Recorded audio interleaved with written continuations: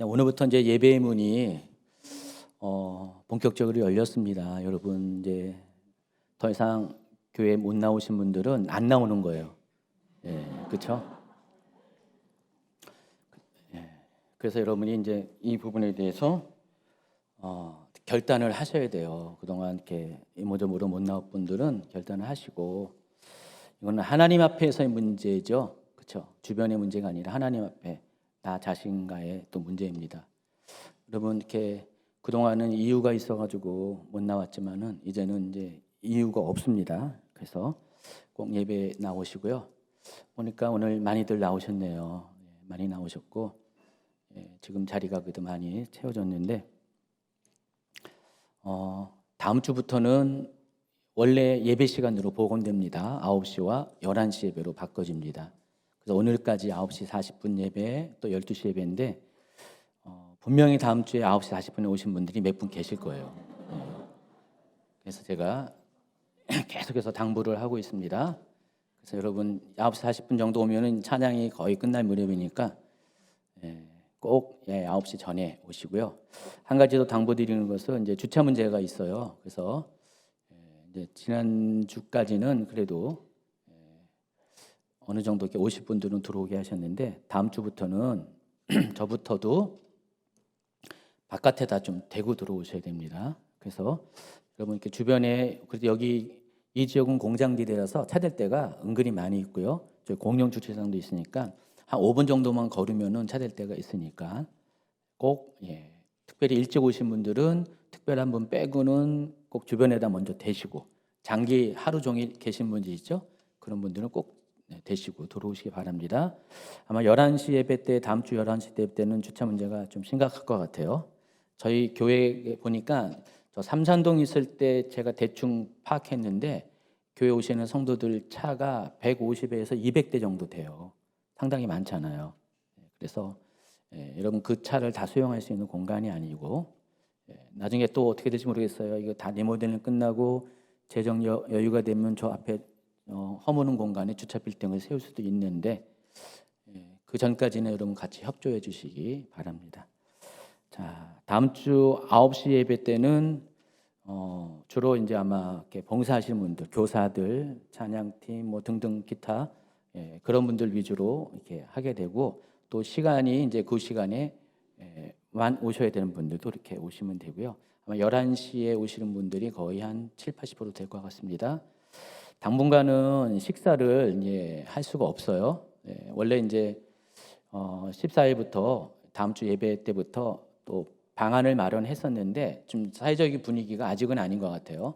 그래서 그 바깥에서 식사한 그 부분도 좀 보류하겠습니다. 그래서 좀 괜찮아질 때까지, 그때까지는 여러분 참아주시고, 또 다음 주부터는 세일 모임도 이제 진행하시면 됩니다. 예배 후에 세일 모임을 진행하시고, 바깥에서 똑같이 방역 수칙 지켜서 세일 모임을 진행해 주시기 바랍니다.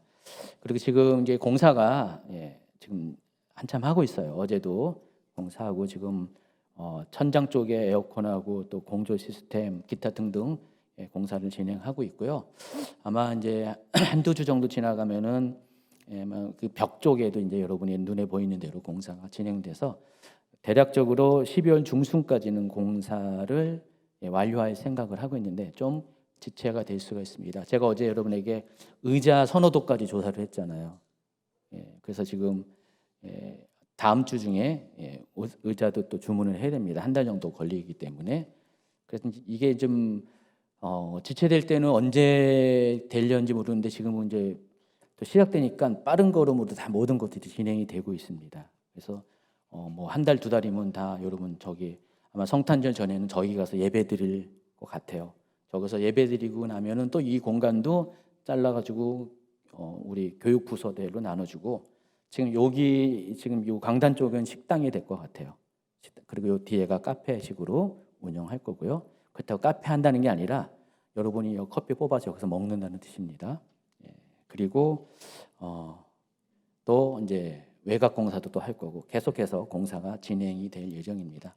그래서 내년 봄이면은 뭐 어느 정도 다 세팅이 다 될 것 같고요. 저 공장은 지금 저분들이 이사갈 의지가 있으세요. 이사갈 의지가 있어가지고 다른데 갈 때만 있으면은 이사 갈 겁니다. 근데 그것도 하나님이 또 이렇게 인도하시고, 다 주님의 교회가 여기까지 오게 된 것도 늘 언제나 이렇게 앞길은 늘 안 보였는데 지나가 보면 하나님께서 인도하시고 여기까지 인도하셨거든요. 여러분의 인생도 그렇죠.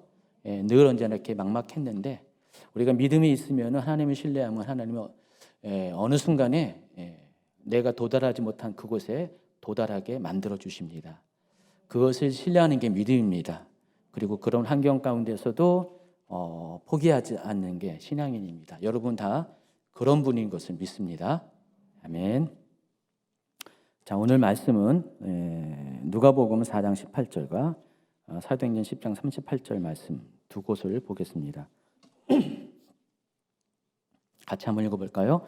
주의 성령이 내게 임하셨으니 이는 가난한 자에게 복음을 전하게 하시려고 내게 기름을 부으시고 나를 보내사 포로된 자에게 자유를, 눈먼 자에게 다시 보게 함을 전파하며 눌린 자를 자유롭게 하고, 하나님이 나사렛 예수에게 성령과 능력을 기름 붓듯 하셨으며 그가 두루 다니시며 선한 일을 행하시고 마귀에 눌린 모든 사람을 고치셨으니 이는 하나님이 함께 하셨습니다. 아멘. 자, 오늘은 이제 강해 설교가 아니에요. 제가 보통 이제 강해 설교를 많이 하고 본문을 가지고 푸는 설교를 많이 하는데 오늘은 이제 제목 설교, 주제 설교입니다. 그래서 이 본문이 이제 중간에 나오는 어떤 특정한 설명 가운데 여기 그 성경 구절에 해당하고 내용 전체를 커버하는 건 아닙니다. 그래서 여러분 제목 설교는, 주제 설교는 그와 같이 좀 이렇게 이해해 주시기 바랍니다. 아마 제가 평소에 하는 강해 설교랑 익숙하지 않을 수가 있어요. 지난주에 최 목사님이 이제 기름 부음과 성령님이라는 주제로 말씀을 전했어요. 요한 1서 2장 27절 말씀 갖고 전했는데 제가 이제 말씀을 들으면서 저희 부부는 그런 게 있어요. 어느 날 제가 말씀을 전하면 최 목사님이 그 다음 주에 제 설교를 좀 더 추가적으로 보완하고 약간 다른 각도에서 좀 설명하는 설교를 할 때가 있어요. 그런 감동을 주세요. 보통 이제 설교를 들을 때 그런 감동이 오는 거예요. 저도 마찬가지예요. 최 목사님 설교를 듣다 보면은 그런 감동이 와요. 지난주 이제 설교 듣다 보니까 그 2주 전에도 그랬거든요. 최 목사님이 치유에 관한 거 했는데 내가 치유에 대한 좀 더 보다 좀 구체적이고 큰 그림에서의 그런 설교를 해야 된다 감동이 왔어요. 설교 들으면서 지난 2주 전에 설교를 했고요. 지난주도 마찬가지로 말씀을 들으면서 본문하고 제목까지 바로 주셨어요. 제가 바로 메모했다가 그냥 제목 본문 그대로 준비해서 오늘 말씀을 전하는 겁니다. 이런 기름 부음이라는 것은 이렇게 한 단어로 설명하기가 참 애매한 거예요. 그리고 한 각도에서 우리가 볼 수가 없는 게 이제 기름 부음입니다. 그래서 단 한 번의 설교로 풀어낼 수 있는 주제가 아니기 때문에 제가 이 부분에 대해서 또 오늘 제가 보는 관점에서 좀 설명을 해드려야겠다는 생각을 했습니다. 기름 부음은 여러 가지 얼굴을 가지고 있습니다. 바라보는 각도에 따라서 기름 부음을 각각 다르게 이해하고 다르게 설명할 수가 있다는 것입니다. 제가 평소에 이제 기름 부음 학교를 진행하면서 이 부분도 몇 번의 강의에 걸쳐서 이렇게 소개를 하고 있어요. 그렇죠? 그래서 다른 주제와 달리 이 기름 부음은 상당히 많은 얼굴들을 갖고 있다. 다양한 측면을 갖고 있다는 사실을 아시기 바랍니다. 그래서 오늘 이제 그 부분에 대해서 좀 다뤄드리고자 합니다. 그러니까 구체적인 얘기하는 거 아니라 좀 폭이 넓게 기름 부음은 이런 측면에서 이해할 수 있고 저런 측면에서 있고 또 다른 측면에서도 이해할 수 있다. 그리고 종합적으로 기름 부음은 무엇이다라는 소개를 해드리도록 하겠습니다. 본래 이제 기름 부음이라는 단어는 성막 제사와 관련이 있어요. 최 목사님이 이제 지난주에 설명을 했죠. 그래서 성막과 또 성막의 안에 있는 기물들을 다 완성한 다음에 드디어 성막이 이제 조립이 되죠. 먼저는 이제 각각 부품들을 만드는 겁니다. 그리고 나서 이제 성막은 조립체예요. 어떤 고정식이 아니라 조립해가지고 조립했다가 해체했다, 조립했다, 해체했다. 그런 구조로 되어 있어요. 그래서 다 이제 조립을 끝나면 이제 성막이 이제 완성이 됐잖아요. 틀이 만져지고 다 기구들이 다 배치가 됐죠. 그때부터 바로 사용하는 게 아니에요. 성막은 반드시 한 가지 특별한 의식을 통해서 그것이 완수가 될 때 비로소 성막과 성막의 기물들이 제 역할을, 제 기능을 발휘하게 된다는 것입니다. 그게 뭐죠? 기름을 바르는 겁니다. 그래서 성막 자체도 기름을 발라요. 텐트도 다 기름을 바르고, 그리고 성막에 있는 기구들 모두 다 안과 밖에 있는 모든 기구들이 다 기름을 바릅니다. 여러분이 뭐 알고 있는 그런 기름이 아니라 특별한 기름, 성경에서는 관유로 표현하죠. 영어로는 anointing oil이라고 표현하죠. 그 관유 만드는 법에 따라, 제조법에 따라 만든 그 관유를 가지고 기름을 바릅니다. 그래서 이때에는 기름 부음이라는 용어를 사용하지 않고요, 기름을 바른다라고 표현해요. 성막과 기구들에 대해서는 기름 부음이라는 용어를 거의 사용하지 않아요. 가끔 사용할 때가 있는데 거의 대부분은 사용하지 않고 기름을 바른다. 그래서 뭐 기름 바름이라는 단어는 안 쓰는데 그냥 기름을 바른다. 그러니까 전체적인 의미에서 기름 부음이고, 또 이렇게 구체적으로 세부적으로 얘기하면 기름을 바릅니다. 자, 출애굽기 40장 9절부터 11절 한번 같이 읽어볼까요? 또 관유를 가져다가 성막과 그 안에 있는 모든 것에 발라 그것과 그 모든 기구를 거룩하게 하라. 그것이 거룩하리라. 너는 또 번제단과 그 모든 기구에 발라 그 안을 거룩하게 하라. 그 제단이 지극히 거룩하리라. 너는 또 물두멍과 그 받침에 발라 거룩하게 하고. 자, 보시면은 관유를 가져다, 그러니까 기름 부음에 사용하는 특별한 기름을 가져다가 성막 자체와 그 안에 있는 모든 것에 바르고, 또 성막 밖에 있는 번제단, 물두멍 관련된 또 기구들에게 기름을 발라서 어떻게 한다고 했어요? 거룩하게 한다라고 했습니다. 이 거룩이라는 단어가 어떤 뜻인지 아시죠? 이 카도시라는 단어는 나누다라는 뜻이에요. 분리하다는 뜻입니다. 그래서 이 거룩하다라는 개념 자체가 엄숙하다는 것이 아니에요. 장엄하다는 그런 뜻이 아니라, 거룩이라는 것은 속된 것과 하나님의 것이 나누어지는 것이 거룩한 거예요. 그래서 세상 것과 하나님에게 속한 것들로 이렇게 분리하는 작업이 거룩하게 만드는 작업입니다. 여러분 거룩한 성도죠, 여러분. 그렇죠? 여러분이 하나님 예수 그리스도 안에서, 또 성령 안에서 여러분은 거룩한 존재가 돼서 세상과 분리가 된 존재죠. 그래서 여러분 어떻게 해요? 세상과 분리된 삶을 살아야 돼요. 그게 성도의 삶입니다. 거룩이라는 것은 그런 거예요. 그래서 여러분, 어떤 분들은 성도라는 뜻을 잘못 이런 것으로 이해하지 못해가지고, 성도들은 정말 엄숙하고 조용해야 되고, 그냥 말도 제대로 하지 말아야 되고, 웃지도 말아야 되고, 그냥 그런 것. 여러분, 보통 이제 예배도 그래서 그런 관점에서 아주 엄숙한 예배, 우리 교회 같이 이렇게 찬양하고 이렇게 여러분의 감정도 표현하고 중보기도도 뜨겁게 하고, 이런 것들은 거룩하지 않다라고 오해를 하는 경우가 좀 있어요. 근데 거룩에 대한 개념을 잘 이해하지 못해서 이런 말씀들을 하는 것입니다. 거룩은 그런 게 아닙니다. 어떤 분위기가 아니라 하나님에 속한 것과 하나님에 속하지 않은 것들을 철저히 분리하는 게 거룩입니다. 자, 그런데 성막을 구성하는 요소는 성막과 기물만 있는 게 아니라 그 안에서 그 제사를 집전하는 사람, 제사장도 있습니다. 만약에 제사장들이 없으면은 성막은 운영할 수가 없습니다. 성막 제사가 멈추게 됩니다. 그래서 성막과 성막에 있는 기구들도 거룩하게 구별시키는 것처럼 제사장들 또한, 사람 또한 거룩하게 구별시키는 과정이 필요합니다. 자, 그런데 제사장들을 거룩히 구별시키는 방법이 기물과 또 성막을 구별하는 것과 동일한 것도 있지만 약간의 차이도 있다는 것을 아시기 바랍니다. 동일한 것은 똑같이 어노인팅 오일을 가지고 이들을 구별시킵니다. 자, 그런데 방식이 좀 달라요. 기물들은 발랐다고 했죠. 기름을 발랐다 그랬는데 이 사람들에게는, 제사장들에게는 기름을 붓습니다. 머리로부터 기름을 붓습니다. 출애굽기 40장 12절부터 읽어볼까요?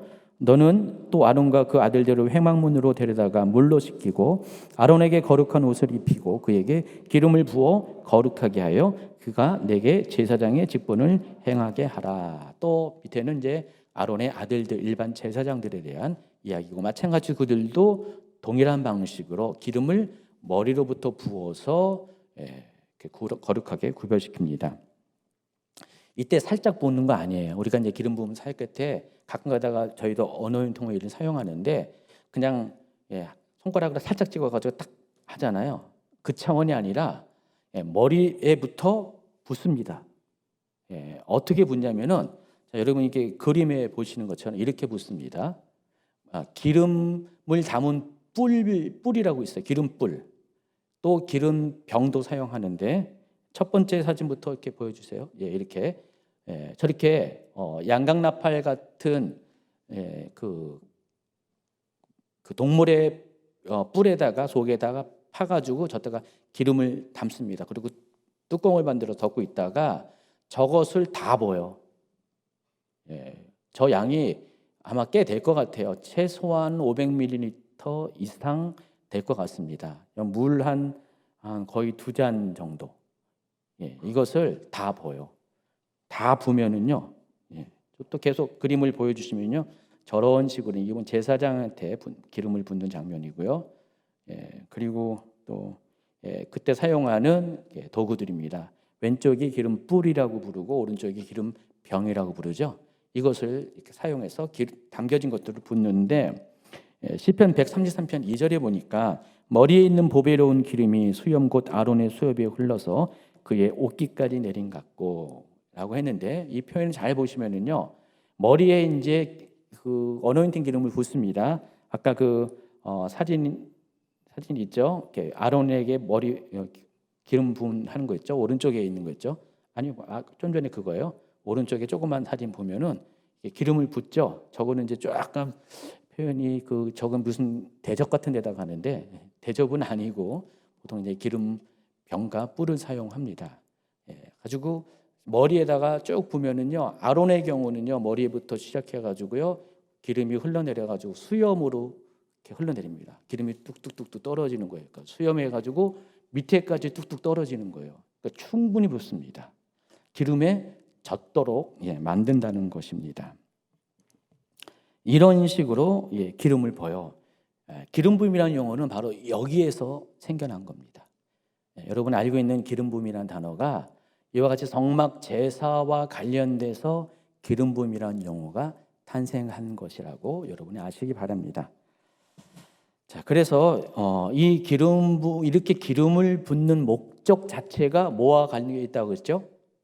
이제 다 만들어 놓고 세팅해 놓고 제사장도 이제 깨끗하게 목욕도 시키고 제사장 옷을 입혀가지고 완전히 이제 스탠바이 한 다음에 비로소 기름을 부어야지 제사장 직분을 감당하는 거예요. 기름 부음 없이는 제사장이 될 수가 없어요. 아무리 다 딴 거 준비해도 기름 부음이 마지막에 제사장을 제사장 되게 만드는 역할을 합니다. 그래서 기름 부음의 본래의 목적은 거룩하게 구별시키는 거다. 그래서 성별이라는 단어를 사용합니다. 그러니까 거룩하지 않는 것을 하나님 앞에 쓰임 받도록 세상의 것과 용도가 분리시켜게 만드는 것, 그렇게 구분짓는 그 의식이 기름 부음 의식이라는 것입니다. 그래서 기물도 그렇고 사람도 그렇고 세상에 속한 존재 그리고 일반적인 존재가 하나님 앞에 쓰임받는 존재가 되기 위해서는 반드시 기름 부음의 의식을 행합니다. 기름을 바르거나 기름을 진짜 머리에 붓는 그런 의식을 합니다. 특별히 사람의 경우는 이 부분에 대해서 더욱더 명확하죠. 그래서 구약시대에는요 기름을 부어서 임명되는 3가지의 직분 또는 직임이 있습니다. 여러분 잘 알다시피 방금 이렇게 보여준 제사장이 첫 번째 인물이고요. 조금 더 시간이 지나가서 왕정시대가 오면은 왕도 기름을 붓습니다. 기름을 부어서 왕이 되고요. 또 3번째는 선지자. 그래서 제사장, 왕, 선지자 요 3종류의 사람만이 어노인팅 오일을 부음을 통해서 그 직분으로 임명을 받습니다.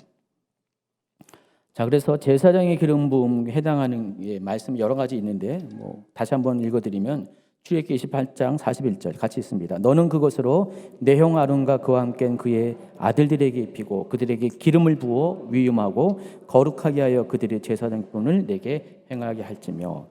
또 왕의 기름 부음 같은 경우는 사무엘상 10장 1절입니다. 이에 사무엘이 기름병을 가져다가 사울의 머리에 붓고 입맞추며 이르되 여호와께서 내게 기름을 부으사 그의 기업의 지도자로 삼지 아니하였느냐. 사무엘하 2장 4절 유다 사람들이 와서 거기서 다윗에게 기름을 부어 유다 족속의 왕으로 삼았더라. 어떤 사람이 여기까지 너무 성실해가지고 끝까지 읽으세요. 그래서 당시 사울이 최초로 기름 부은 왕이잖아요. 기름 부음 받은 왕인데 이때 당시에 우리 보통 이제 왕을 임명할 때 대관식이라고 해가지고 왕관을 딱 머리에 씌워주는 게 왕으로 즉위하는 거잖아요. 근데 구약 시대 이스라엘에서는 물론 왕관도 쓰지만은 왕관의 의미보다는 기름을 머리에 붓는 순간 그때부터 왕이 되는 거예요. 그래서 이것을 왕의 기름 부음이라고 그래요. 그러니까 기름 부음의 의식이 왕의 대관식을 대신했다는 것입니다. 왼쪽이 사울이고 오른쪽이 다윗입니다. 이렇게 행하는 이유가 있습니다. 왕이 왕 되는 것은 사람들에 의해서 왕이 되는 게 아니라 하나님께서 그를 선택하고 구별시켜서 하나님의 임명을 통해서 왕이 된다는 것을 나타내 보이기 위해서 왕의 즉위식에는 기름 부음 의식을 행하고 있다는 것입니다. 그래서 이런 의미에서 이스라엘에서는 왕을 부르는 특별한 명칭이 있어요. 여호와의 기름 부음 받은 자. 이게 왕이라는 뜻입니다. 그러니까 왕은 기름 부음 없이 세워질 수가 없어요. 제사장도 기름 부음 없이 세워질 수 없듯이 왕 또한 기름 부음 의식을 통해서 세워지게 된다는 것입니다. 또 선지자도 마찬가지로 기름 부음을 통해서 선지자가 됩니다. 열왕기상 19장 16절 또 너는 또 nim시 아들 예후에게 기름을 부어 이스라엘 왕이 되게 하고 또 아벨 무홀라 사밧의 아들 엘리사에게 기름을 부어 너를 대신하여 선지자가 되게 하라. 이처럼 기름 부음을 받은 사람 또는 사물들은 기름 부음을 받는 그 순간부터 특별한 존재가 돼요. 거룩한 존재, 구별된 존재, 하나님이 사용하시고 임명하시는 그런 하나님께 속한 존재가 됩니다. 따라서 기름 부음은 거룩하지 못한 것을 거룩하게 만드는 특별한 목적으로 행해지는 의식이에요. 세레모니입니다. 그래서 이 기름 부음을 받으면은 평범한 사람이 특별한 존재가 되는 거예요. 여기 표에 있는 것처럼. 그리고 일반적인 용도에서 거룩한 용도로 쓰임새가 달라지게 된다는 것입니다. 그러니까 존재 자체가 평범한 존재가 거룩한 존재가 되고 특별한 존재가 되고 또 그냥 평범한 삶을 살았던 사람이 특별한 일을 하는 사람이 됩니다. 여러분 사울도 그렇고 다윗도 그렇고 다 목동이었어요. 업종만 약간 차이가 있죠. 사울은 소를 다루는 목동이었고요. 다윗은 양을 다루는 목동이었는데 다 목동 출신이 기름 부음을 받더니 왕이 돼버렸잖아요. 여러분도 가능하겠죠? 기름 부음을 받으면 왕이 될 수 있다. 그들도 그랬는데 여러분도 가능하잖아요. 그렇죠? 자, 기름 부음 받은 사람은 기름 부음 받으면 그때부터 삶의 목표와 방식이 변하게 됩니다. 이제 더 이상은 평범한 삶을 살려야 살 수가 없어요. 여러분 이제 오늘날 목회자들 특별히 이제 목사님 같은 경우는 안수받고 목사님이 되잖아요. 전도사님까지는 이게 괜찮아요. 안수받기 전까지는 전도사님 하다가 뭐 일상 외 평신도의 삶으로 돌아갈 수도 있고 그래요. 근데 이 목사인 경우는 그게 참 쉽지가 않아요. 요즘은 또 뭐 이렇게 그렇게 돌아가는 분도 계시지만은 과거 같은 경우는 한 번 목사가 되면은 일반적인 삶을 살려야 살 수가 없는 거예요. 본인도 그렇고 하나님도 허용하지 않지만은 사람들 또한 그렇게 또 동조하지도 않고 참 쉽지가 않습니다. 그래서 일단 목사 안수를 받으면은 그냥 평생을 잠시 사역을 멈춘다 할지라도 목사로서의 정체성을 가지고 살아가야 되는 부담을 가지고 또 그렇게 살아가게 됩니다.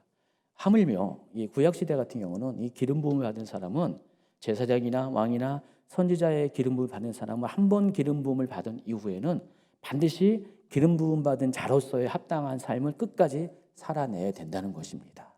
하나님이 그를 선택한 이유를 충분히 증명하는 삶을 살아야 한다는 것입니다. 그래서 그때부터는 자기가 원하든 원치 않든 간에 세상에 속한 삶을 의도적으로 또 의지적으로 끊어내야 돼요. 그리고 하나님이 원하는 삶을 살아야 한다는 것입니다. 그것이 기름 부음을 받은 목적에 부합한 삶이기 때문에 그렇습니다. 그래서 이것을 가리켜서 거룩한 성별이라고 부르고 기름 부음을 바라보는 첫 번째 얼굴이에요. 우리가 이제 기름 부음은 이런 얼굴이 있다는 것입니다. 아, 기름 부음 받으면은 거룩한 구별이 되는구나. 구분이 돼서 나는 이제 거룩한 존재가 되는구나. 여러분, 성도도 마찬가지예요. 성도도 거룩히 구별받은 사람들입니다. 단지 여러분 옛날처럼 기름을 직접 붓는 의식이 없을 뿐이지 여러분도 기름 부음 받은 사람이라는 것을 아셔야 돼요. 못 믿겠어요? 베드로전서 2장 9절을 한번 같이 보도록 하겠습니다. 그러나 너희는 택하신 족속이요 왕 같은 제사장들이요 거룩한 나라요 그의 소유가 된 백성이니. 자, 이 말은요 기름 부음의 거룩한 성별이라는 의미를 포함하고 있는 말입니다. 여러분이 성도가 됐다는 것, 예수 그리스도의 보혈과 또 성령의 임재를 통해서 여러분이 성도가 됐다는 것은 그때부터는 정말로 세상과 분리된 삶을 사는 존재로 여러분의 존재를 바꿔놨어요. 세상에 아무리 뭐라고 해도 여러분은 기름 부음 받은 사람입니다. 하나님 앞에 거룩한 성별을 받은 사람이에요. 특별한 존재가 됐어요. 믿습니까? 못 믿는 분이 있어요. 목사님 저 같은 사람이 나 같은 사람이 아닙니다. 여러분 자신을 어떻게 보든 간에 또 세상 사람들이 여러분 어떻게 보든 간에 하나님을 여러분이 그렇게 구별시켰다는 사실을 여러분이 아셔야 돼요. 그래서 여러분은 거룩한 성도로서 세상과 분리된 구별된 삶을 살아낼 의무가 있다는 것입니다. 베드로전서 1장 15절입니다. 오직 너희를 부르신 거룩한 이처럼 너희도 모든 행실에 거룩한 자가 되라. 예전에 왕과 선지자와 제사장이 기름 부음 받은 이후에 기름 부음 받은 자로서의 삶을 살아내야 했던 것처럼 여러분도 동일하게 그렇게 됩니다. 기름 부음 의식 자체는 없지만은 모든 직임의 기름 부음을 다 가지신 예수님께서 여러분을 그렇게 성도를 부르시고 또 여러분에게 그런 각각의 기름을 부어 주셨기 때문에 여러분도 그와 같은 삶을 살아야 한다는 것입니다. 기름 부음의 두 번째 얼굴은 기름 부음을 통해서 하나님의 특별한 능력이 임하게 된다는 것입니다. 자, 먼저 기름을 붓는 의식 가운데 하나님이 영이 임하게 돼요. 그리고 기름 부음을 받은 당사자는요 하나님의 영에 감동을 받게 됩니다. 구약시대 얘기예요. 사무엘상 16장 13절입니다. 사무엘이 기름 뿔병을 가져다가 그의 형제 중에서 그에게 부었더니 이날 이후로 다윗이 여호와의 영에게 크게 감동되니라 그랬어요. 다윗의 경우 사무엘이 기름 뿔병을 가지고 머리에 기름을 부었더니 그 기름 부음을 받는 그 날부터 하나님의 영이 다윗과 함께하는 거예요. 하나님의 영이 성령님을 말하는 거잖아요. 성령님께서 다윗과 함께 하기 시작합니다. 그 결과 기름 부음 받은 자에게는 특별한 하나님의 능력이 임하게 돼요. 여러분의 다윗이 이 기름 부음 받은 이후의 삶을 쭉 보면은요 정말 특별한 하나님의 능력이 다윗과 함께 따라가고 있다는 사실을 우리가 알 수가 있습니다. 자, 그런데 하나님께서 기름 부음을 받은 자에게 특별한 능력을 주시는 이유가 있습니다. 다른 것이 아니라 하나님이 그에게 기름 부어서 그에게 맡기고자 하는 직임을 감당케 하기 위해서 그렇습니다. 다윗의 경우는 왕의 기름 부음이니까 왕의 직임을 감당하기 위해서 왕으로서 할 수 있는 특별한 능력들을 주셨다는 것입니다. 그래서 하나님은 여러분도 똑같이 성도로 부르실 때 여러분도 기름 부으셔서 성도로 삼으셨죠? 그럼 성도로서 삶을 살 수 있도록 여러분 모두에게도 각각 하나님 특별한 능력을 주셨다는 것들을 믿으셔야 됩니다. 못 믿겠더라도 믿으시기 바랍니다. 실제로 하나님께서 여러분에게 특별한 능력을 주셨어요. 여러분이 발견하지 못하고 사용하지 못할 뿐이라는 것입니다. 그래서 이것을 가리켜서 사역을 위한 기름 부음이라고 부릅니다.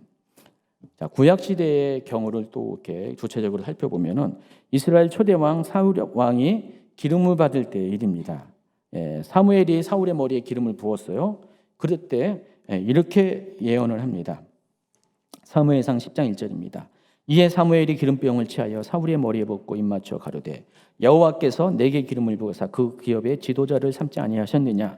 내게는 여호와의 신이 크게 임하리니 너도 그들과 함께 예언을 하고 변하여 새 사람이 되리라. 실제로 사울에게 이렇게 기름을 붓고 이런 예언을 하고 나서 사무엘의 예언처럼 얼마 안 가서 사울은요 특별한 사람이 돼요. 너도 그들과 함께 예언을 하고 변하여 새 사람이 된다고 했는데 사울이 바로 3절 뒤에 보면은 9절 보세요. 그가 사무엘에게서 떠나려고 몸을 돌이킬 때 하나님이 새 마음을 주셨고 그날 그 징조도 다 응하니라. 그들이 산에 이를 때 선지자의 무리가 그를 영접하고 하나님의 영이 사울에게 크게 임함으로 그가 그들 중에서 예언을 하니. 실제로 기름 부음을 받고 또 예언한 대로 하나님의 영이 크게 임하고 새 사람이 된다고 했는데 그대로 되어지는 것을 볼 수가 있습니다. 그래서 사울이 사무엘에게서 기름 부음을 받아서 이스라엘 다스리는 왕이 되었을 때 단지 신분의 변화가 있는 게 아니에요. 거룩한 성별만 있는 것이 아니라 사울은 왕으로서 백성을 다스릴 능력도 함께 받게 됩니다. 그런데 그 능력을 주시는 그 능력의 원천은 하나님의 영, 성령이시라는 것입니다. 그래서 성령이 임할 때 능력을 받게 된다는 것입니다. 그래서 이것을 표로 정리하면 이렇게 되죠. 기름 부음을 받으면은 구약 시대의 개념입니다. 기름 부음을 받으면은 성령이 임하고 성령이 임하면은 능력을 받게 된다는 것입니다.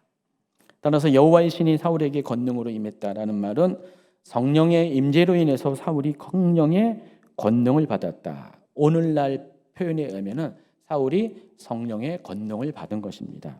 그것이 곧 기름 부음의 결과 발생한 사건이라는 것입니다. 신약 시대에는 약간의 차이가 있습니다. 왜냐하면 신약 시대는 더 이상 기름 부음 의식이 행해지지 않습니다. 기름 부음 의식이 사라지게 되면서 어떤 약간의 순서적인 변화가 오게 되는데 먼저는 성령이 임하세요. 그리고 그 결과 능력을 받게 되는데 여기서 이 능력을 받는 것을 기름 부음을 받았다라고 표현을 합니다. 누가복음 4장 18절입니다. 같이 읽어볼까요? 주의 성령이 내게 임하셨으니 이는 가난한 자에게 복음을 전하게 하시려고 내게 기름을 부으시고 그랬어요. 표를 보시면은 먼저 성령이 임했어요. 그리고 기름 부음이 받게 됩니다. 능력을 받게 되고 그 결과 직임을 감당합니다. 여기서 복음을 전하는 일을 감당하게 된다는 것입니다. 그러니까 신약 시대에는 기름 부음 의식 자체가 없어졌기 때문에 기름 부음을 받는 순서가 바뀌는 거예요. 그래서 구약 시대는 기름 부음을 먼저 받고 성령이 임하고 능력이 임하는데 신약 시대는 성령이 먼저 임하고 성령이 주시는 기름 부음을 받는데 그 기름 부음이 바로 능력이라는 것입니다. 그러니까 그런 식으로 이해를 하고 표현을 한다는 것입니다. 그래서 신약의 관점에서는 기름 부음은 곧 능력입니다. 또 능력을 받으면은 복음을 전하는 일을 하게 됩니다. 그래서 기름 부음의 두 번째 목적 또 얼굴이라고 말할 수 있죠. 사역을 위해서 권능을 부어 주신 것입니다. 사도행전에서도 이 부분을 다음과 같이 증명합니다. 사도행전 1장 8절입니다. 오늘 아니죠? 오늘 본문 말씀 아니었죠? 같이 읽겠습니다. 오직 성령이 너희에게 임하시면 너희가 권능을 받고 예루살렘과 온 유대와 사마리아 땅 끝까지 이르러 내 증인이 되리라. 여기도 3단계잖아요. 성령이 임하고 권능, 기름 부음을 받고 또 복음의 증인이 됩니다. 그래서 예수님의 제자들도 성령을 받고 권능을 받은 다음에 복음 전도의 증인이 됐어요. 예수님이 이제 죽으시고 또 부활하시고 떠나가셨죠. 그럼에도 불구하고 제자들은 아직도 여전히 두려움 가운데 숨어서 마가의 다락방에서 기도를 하고 있었습니다. 예수님께서 이와 같이 성령이 너희에게 임할 거고 너희가 권능을 받을 거고 또 내 증이 될 것이라고 이렇게 말씀하셨잖아요. 그 말씀 그대로 오순절날 정말로 성령이 임했을 때, 자, 그들이 권능을 받았어요.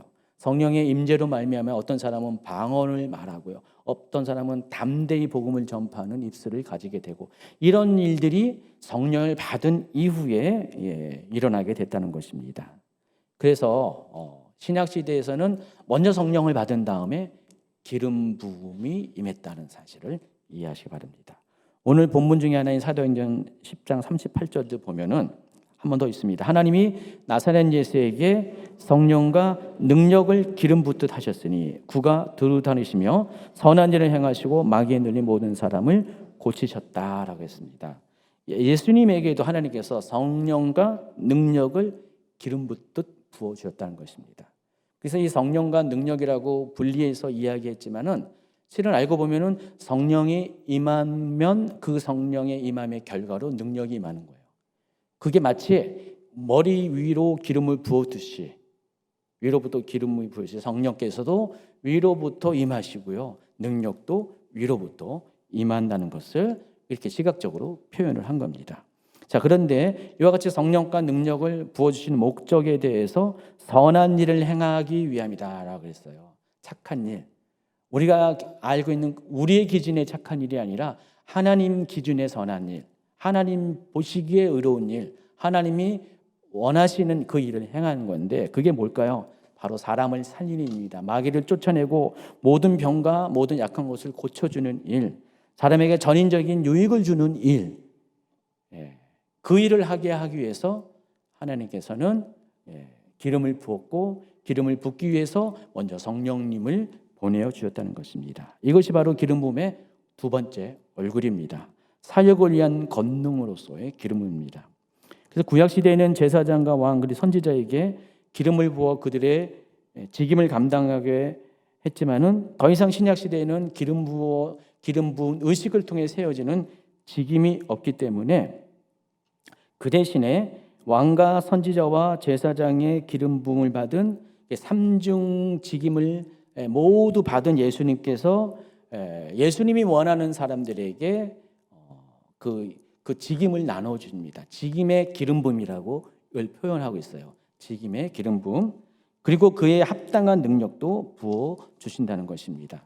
그래서 신약 시대에는요, 왕과 선지자와 제사장의 역할을 대신할, 다시 말해서 이 삼중 직임을 재해석한 오중 직임이 등장합니다.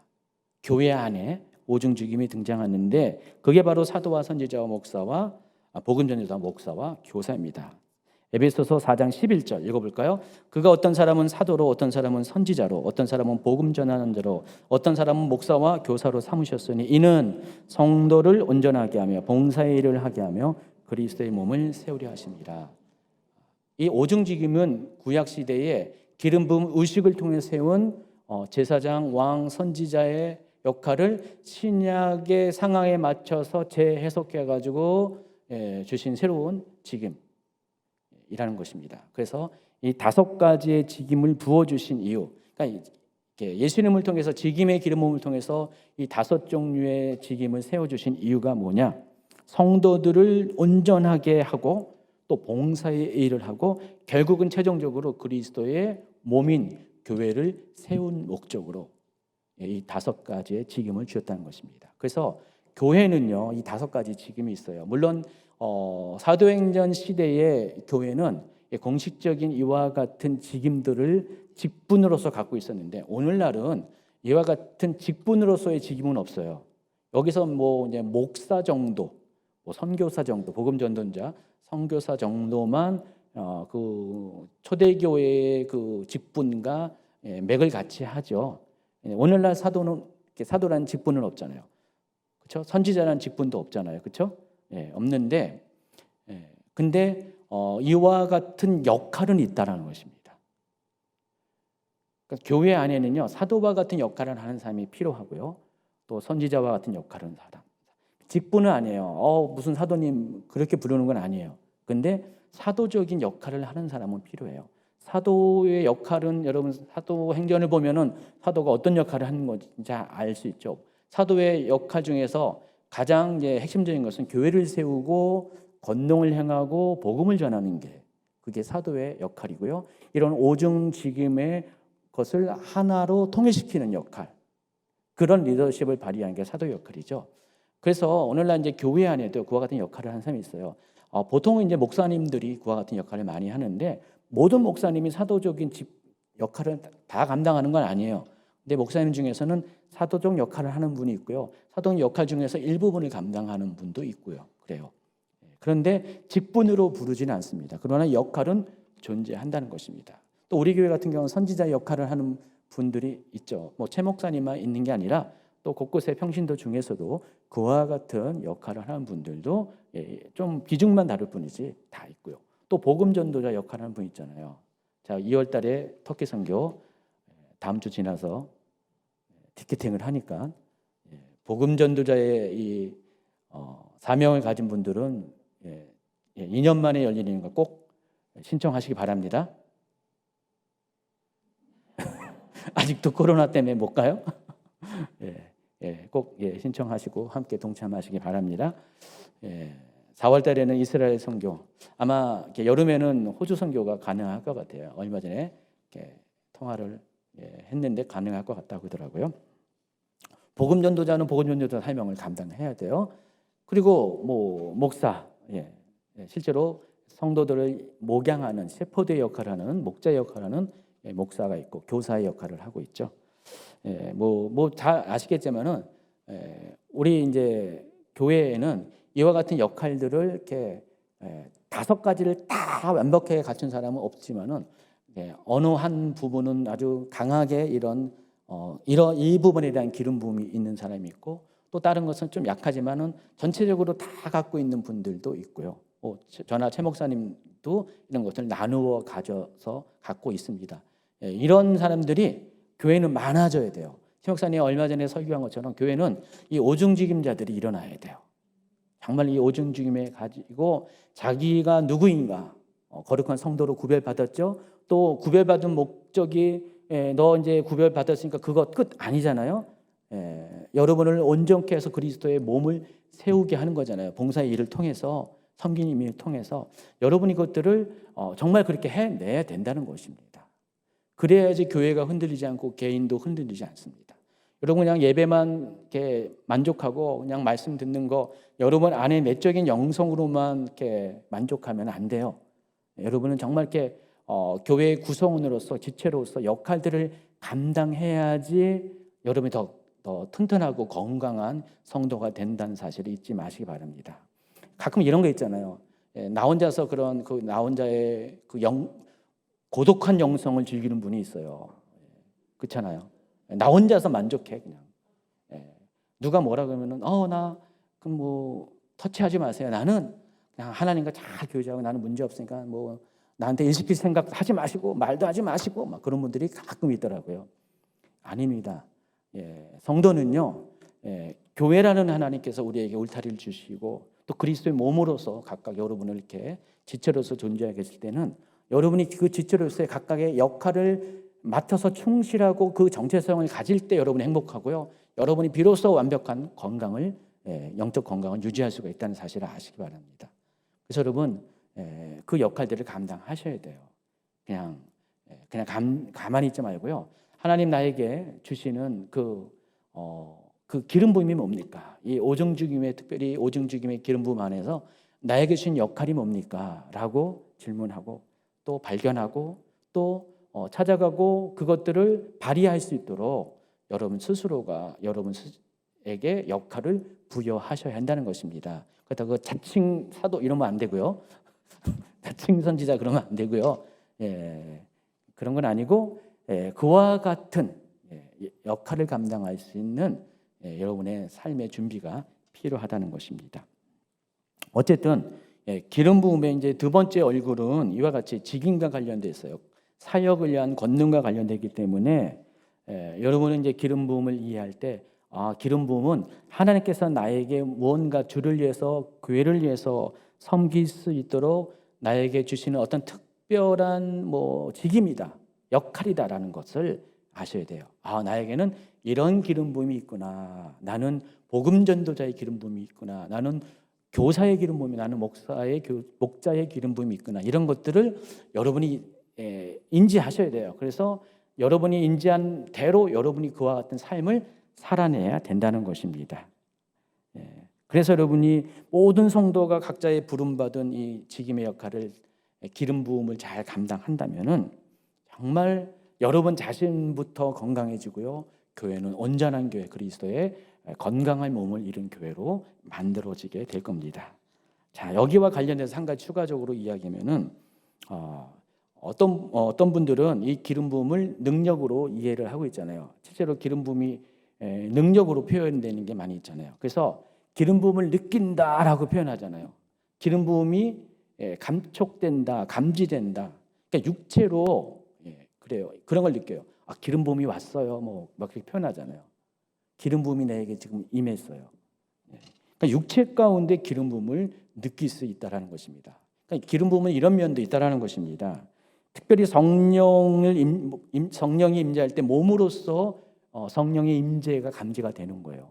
어떤 분들은 몸이 막 뜨거워져요. 성령이 임할 때 몸이 뜨거워집니다. 뜨거워지고 어떤 분들은 막 몸이 진동도 오고 있고요. 여러 가지 다양한 형태의 성령이 임재할 때 그 성령의 강력한 임재를 여러분의 몸이 감당 못해서 반응하는 현상들이 있게 된다는 것입니다.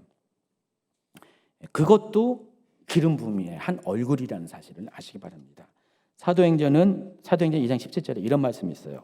한번 읽어볼까요? 하나님이 말씀하시기를 말세에 내가 내 영을 모든 육체에 부어주리니 너희의 자녀들이 예언할 것이요 너희의 젊은이들은 환상을 보고 너희의 늙은이들은 꿈을 꾸리라. 좀 원어적인 의미에는 육체 위에 부어진다 그랬어요.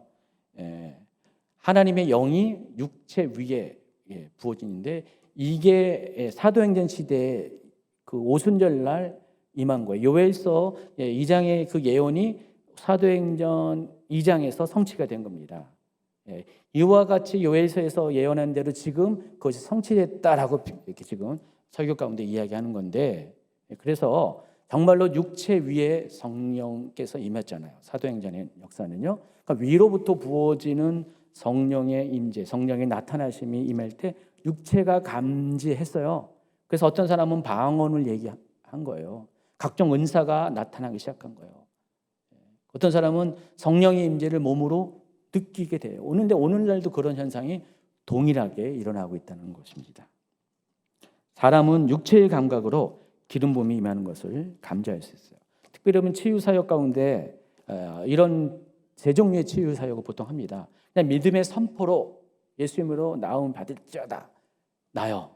또 은사를 가지고 치유의 은사를 가지고 또 치유하는 분이 있어요. 근데 어떤 분들은 기름 부음을 가지고 치유하는 분이 있습니다. 기름 부음은 반드시라기보다 거의 대부분 신체적인 접촉이라 합니다. 안수를 할 때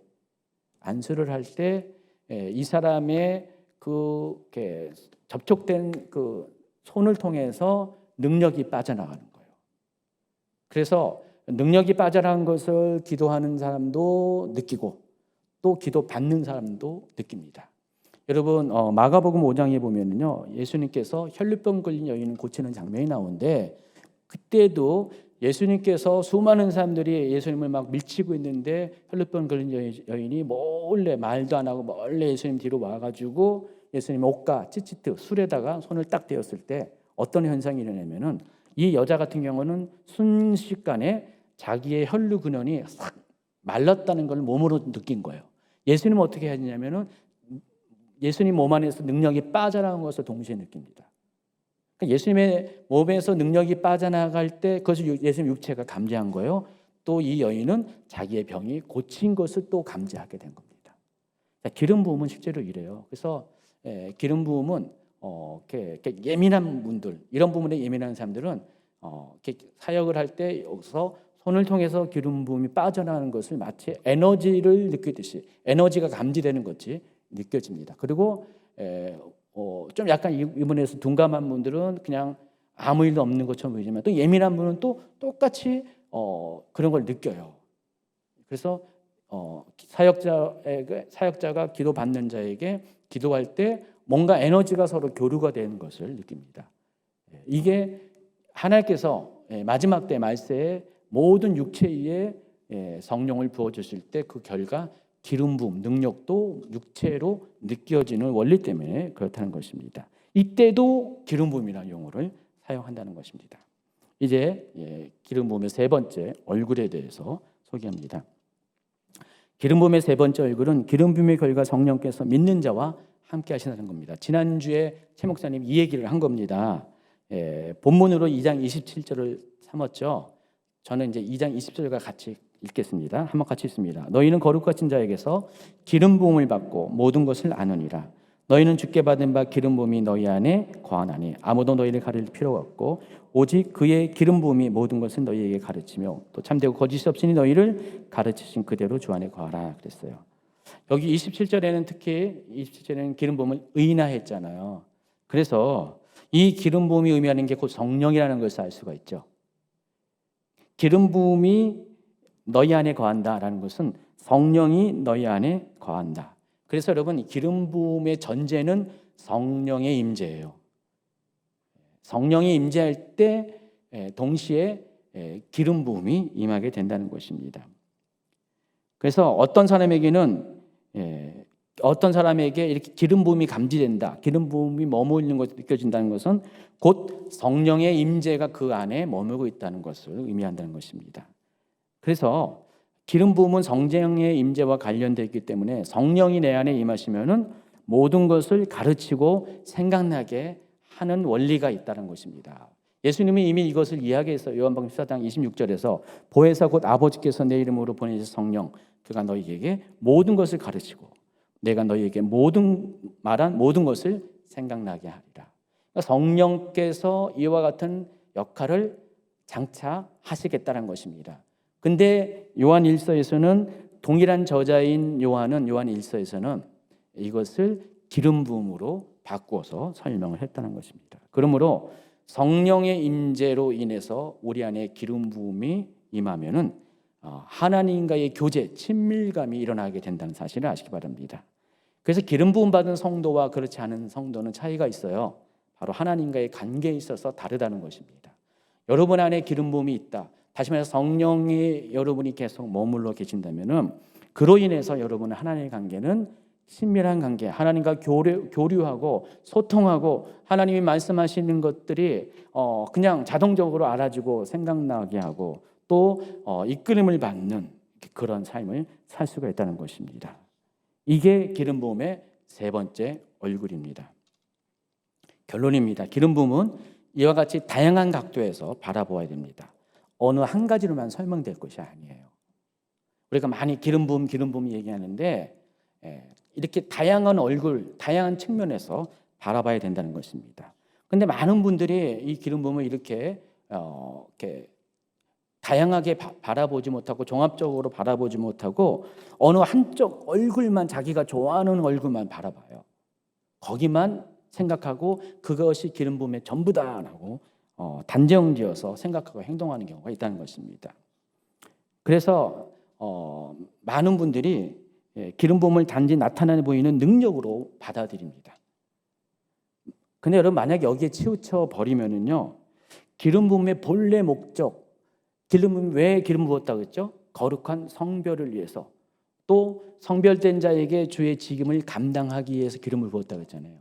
이것들은 무시가 되고 도외시되고 능력만 부하고 능력만 경험하는 쪽으로 치우쳐지게 된다는 것입니다. 여러 가지 부작용이 생겨요. 그 중에 하나가 은사주의고요. 또 지나치게 영적인 현상들에만 집중하고 몰두하는 분들이 있어요. 아마 여러분도 과거에 기름 부음에 대해서 잘 이렇게 알지 못하고 오해할 때는 아마 그것에 집중하는 분이 있을 거예요. 무슨 이와 관련된 집회가 있으면 어떤 분은 완전히 그냥 매니아가 돼가지고 쫓아다녀요. 기도 받는 거면 너무너무 좋아요. 보면은 삶은 여전히 안정되지 못하고 건강하지 못하는데 교회, 그리스도의 몸인 교회를 섬기는 것에는 전혀 관심도 없고 그냥 뭔가 육체로 느끼는 거 있죠. 뭔가 왔다 이런 거 있잖아요. 이런 것만 좋아하시는 분이 있어요. 물론 초보일 때는 이렇게 신기하잖아요, 그렇죠? 그래서 그럴 수가 있지만은 여러분이 정말 기름 부음의 본래적인 의미를 안다면은 기름 부음은 그보다 더 심오한 의미가 있구나. 그런 것을 안다면은 출발부터 여러분의 출발선부터 달리해야 된다는 것입니다. 하나님이 나를 기름 부으신 이유가 뭐라는 것을 알아야 돼요. 하나님 나를 기름 부으신 이유는 여러분을 거룩한 성도가 되게 하기 위해서 그런 거예요. 여러분의 구원과 관련된 사실을 아시기 바랍니다. 만약에 하나님이 여러분을 기름 부으지 않으면은 여러분 거룩한 성도로서 구별된 삶을 살 수가 없고요. 여러분의 존재 자체가 그런 거룩한 존재로 여러분이 세움 받을 수가 없습니다. 그리고 이 기름 부음을 통해서 하나님이 여러분이 정말 주의 일을 선한 일을 감당할 수 있도록 그것 때문에 능력을 부어주시고 그것 때문에 여러분 가운데 어떤 분들은 육체 가운데 그 기름 부음을 느끼고 경험할 수가 있는 건데 전자는 다 도외시하고 후자만 쫓아다니면은요 안 된다는 것입니다. 모래 위에 지은 집처럼 만약에 어느 날 그것이 딱 느껴지지 않고 멈추면 어떻게 됩니까? 그분의 신앙도 정말 무너져 버릴 수밖에 없습니다. 그런 분들 제가 종종 봅니다. 그래서 여러분 이 기름 부음에 대해서 ABC부터 이렇게 바꿔야 된다는 것입니다. 성령께서 우리에게 기름 부어 주신 그 분명한 이유, 먼저 거룩하고 구별된 하나님의 사람으로 살아가게 하기 위함이고 또 성령님을 통해서 하나님과의 친밀한 삶을 살게 하기 위한 것입니다. 그 같은 기초 위에서 능력을 받아야 돼요. 그 같은 기초 위에서 권능의 삶을 살아야 한다는 것입니다. 그래서 만약에 여러분이 이 기초를 전제를 가지고 기름 부음을 사모하고 구한다면은 하나님께서는 여러분에게 정말 감당할 수 없는 능력을 부어 주실 것을 믿습니다. 그리고 그런 사람은 그 능력을 가지고 놀라운 일을 감당할 수가 있습니다. 주인제 교회가 앞으로도 더욱 기름 부음을 말하고 사모하는 교회가 되길 바랍니다. 주임제 모두 교회 성도 모두가 기름 부음을 경험하는 성도가 되길 바랍니다. 기름 부음은 나하고 상관없어라고 말하지 마십시오. 그래서 기름 부음의 결과 주어진 기름 부음의 능력을 받아서 여러분도 예수님처럼 하나님이 기뻐하시는 선한 일을 감당하는 분들이 많아지는 교회가 되길 바랍니다. 건강한 교회는요 하나님과의 친밀함도 있고요 또 하나님이 주시는 그 온갖 좋은 선물들 여러 가지 선물들이 많이 있죠. 은사도 거기 선물에 포함하죠. 이것들이 풍부한 교회입니다. 그리고 봉사하는 자들이 많고요. 그리스도의 몸이 차곡차곡 견고하게 빈틈없이 채워지는 교회가 건강한 교회입니다. 이제 코로나도 이제 해제되고 여러분이 이제 모여서 활동하는 많은 시간들이 여러분에게 주어졌습니다. 무엇을 해야 됩니까? 여러분 여기서 이제 사람 모였으니까 부딪혀서 이제 서로 성도 간에 갈등하고 싸우고 막 시기 질투하고 쟤는 왜 저래 저는 왜 그래 그럴 겁니까?